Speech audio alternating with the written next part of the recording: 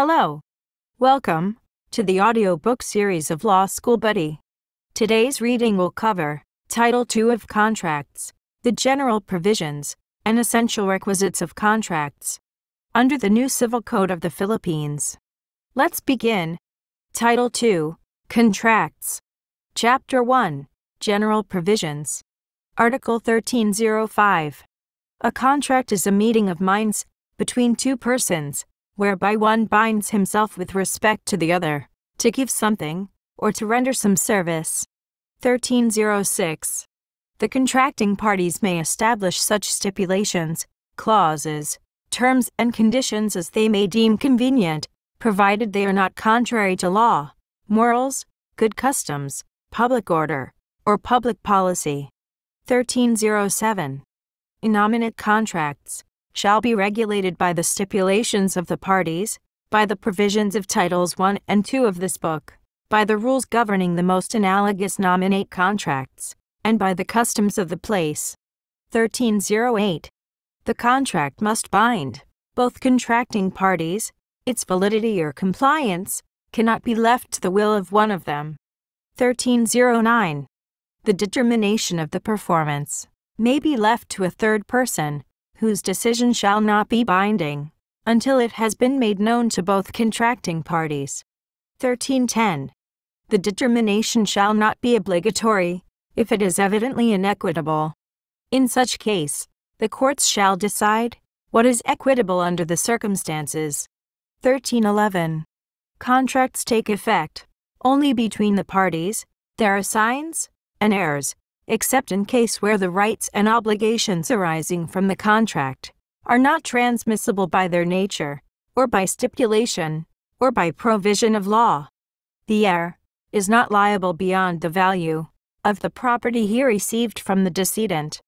If a contract should contain some stipulation in favor of a third person, he may demand its fulfillment, provided he communicated his acceptance to the obligor before its revocation.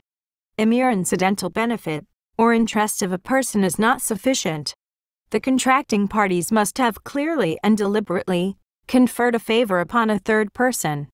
1312. In contracts creating real rights, third persons who come into possession of the object of the contract are bound thereby, subject to the provisions of the mortgage law and the land registration laws. 1313. Creditors are protected in cases of contracts intended to defraud them. 1314. Any third person who induces another to violate his contract shall be liable for damages to the other contracting party. 1315. Contracts are perfected by mere consent, and from that moment, the parties are bound not only to the fulfillment of what has been expressly stipulated, but also to all the consequences, which according to their nature may be in keeping with good faith, usage and law. 1316. Real contracts, such as deposit, pledge, and commoditum, are not perfected until the delivery of the object of the obligation. 1317. No one may contract in the name of another, without being authorized by the latter, or unless he has by law a right to represent him. A contract entered into in the name of another, by one who has no authority, or legal representation, or who has acted beyond his powers, shall be unenforceable, unless it is ratified, expressly or impliedly, by the person on whose behalf it has been executed, before it is revoked by the other contracting party. Chapter 2. Essential Requisites of Contracts. General Provisions. Article 1318.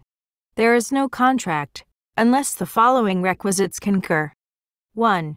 Consent of the contracting parties. 2. Object certain, which is the subject matter of the contract. 3. Cause of the obligation which is established. Section 1. Consent. Article 1319. Consent is manifested by the meeting of the offer and the acceptance upon the thing and the cause which are to constitute the contract. The offer must be certain and the acceptance absolute. A qualified acceptance constitutes a counteroffer. Acceptance made by letter or telegram does not bind the offerer, except from the time it came to his knowledge. The contract in such a case is presumed to have been entered into in the place where the offer was made. 1320. An acceptance may be express or implied. 1321.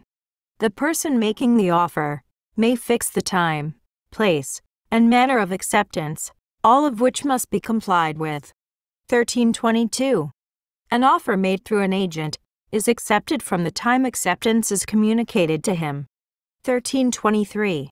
An offer becomes ineffective upon the death, civil interdiction, insanity, or insolvency of either party, before acceptance is conveyed. 1324. When the offerer has allowed the offeree a certain period to accept, the offer may be withdrawn at any time before acceptance, by communicating such withdrawal, except when the option is founded upon a consideration, as something paid or promised. 1325. Unless it appears otherwise, business advertisements of things for sale are not definite offers, but mere invitations to make an offer. 1326. Advertisements for bidders are simply invitations to make proposals, and the advertiser is not bound to accept the highest or lowest bidder, unless the contrary appears. 1327. The following cannot give consent to a contract. 1. Unemancipated minors. 2. Insane or demented persons, and deaf mutes, who do not know how to write. 1328. Contracts entered into during a lucid interval are valid.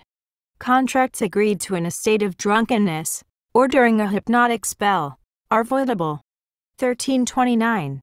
The incapacity declared in Article 1327 is subject to the modifications determined by law, and is understood to be without prejudice to special disqualifications established in the laws. 1330. A contract, where consent is given through mistake, violence, intimidation, undue influence, or fraud, is voidable. 1331.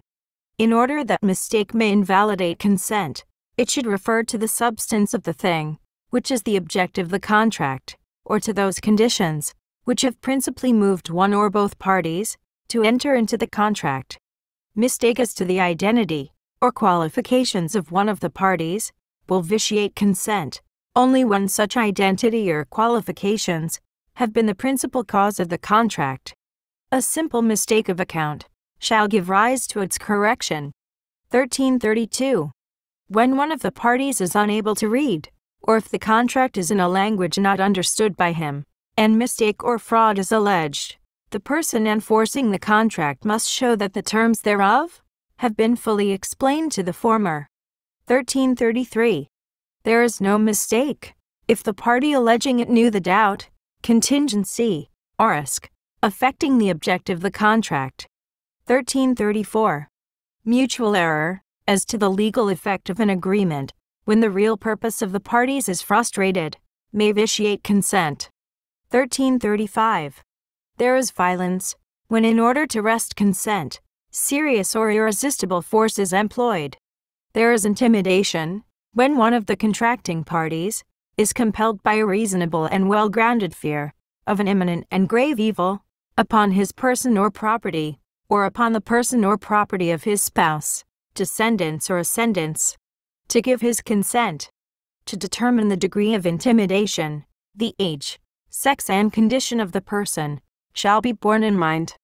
A threat to enforce one's claim, through competent authority, if the claim is just or legal, does not vitiate consent. 1336. Violence or intimidation shall annul the obligation, although it may have been employed by a third person who did not take part in the contract. 1337. There is undue influence when a person takes improper advantage of his power over the will of another, depriving the latter of a reasonable freedom of choice. The following circumstances shall be considered: the confidential, family, spiritual, and other relations between the parties, or the fact that the person alleged to have been unduly influenced was suffering from mental weakness, or was ignorant or in financial distress. 1338. There is fraud 1. Through insidious words, or machinations of one of the contracting parties, the other is induced to enter into a contract, which without them, he would not have agreed to. 1339. Failure to disclose facts, when there is a duty to reveal them, as when the parties are bound by confidential relations, constitutes fraud. 1340. The usual exaggerations in trade, when the other party had an opportunity to know the facts, are not in themselves fraudulent. 1341. A mere expression of an opinion does not signify fraud, unless made by an expert, and the other party has relied on the former's special knowledge. 1342. Misrepresentation by a third person does not vitiate consent, unless such misrepresentation has created substantial mistake, and the same is mutual. 1343. Misrepresentation made in good faith is not fraudulent but may constitute error. 1344. In order that fraud may make a contract voidable, it should be serious, and should not have been employed by both contracting parties. Incidental fraud only obliges the person employing it to pay damages. 1345. Simulation of a contract may be absolute or relative. The former takes place when the parties do not intend to be bound at all, the latter, when the parties conceal their true agreement. 1346. An absolutely simulated or fictitious contract is void. A relative simulation, when it does not prejudice a third person, and is not intended for any purpose contrary to law, morals, good customs, public order or public policy, binds the parties to their real agreement. Section 2.